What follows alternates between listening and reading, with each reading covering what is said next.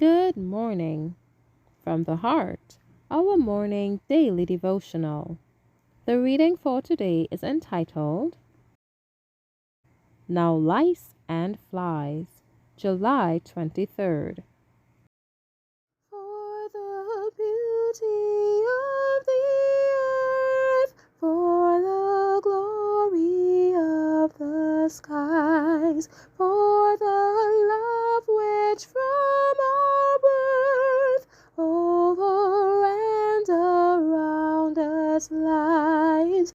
Lord of all, to thee we raise this our grateful song of praise.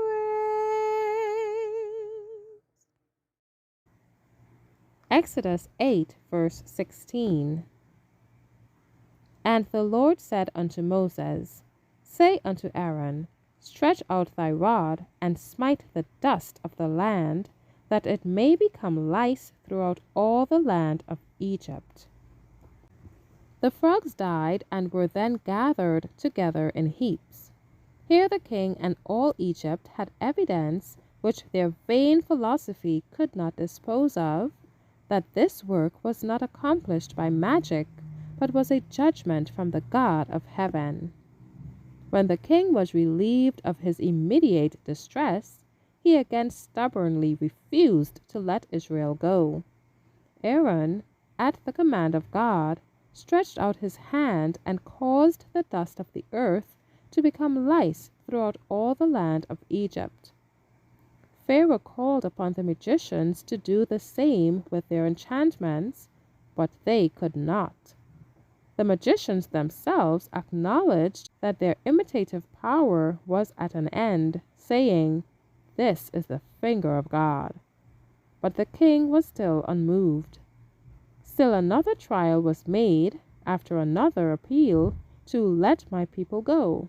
Flies filled the houses and swarmed upon the ground, so that the land was corrupted by reason of the swarms of flies.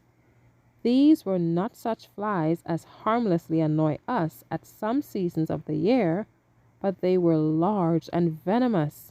Their sting was very painful to man and beast. It had been previously stated that the land of Goshen would be exempt from this visitation, which was accordingly found to be true. Pharaoh now sent for the two brothers and told them that he would allow the Israelites to offer sacrifices in Egypt itself, but this offer was refused. Certain animals were regarded as objects of worship by the Egyptians, and such was the reverence in which these creatures were held, that to slay one, even accidentally, was a crime punishable with death.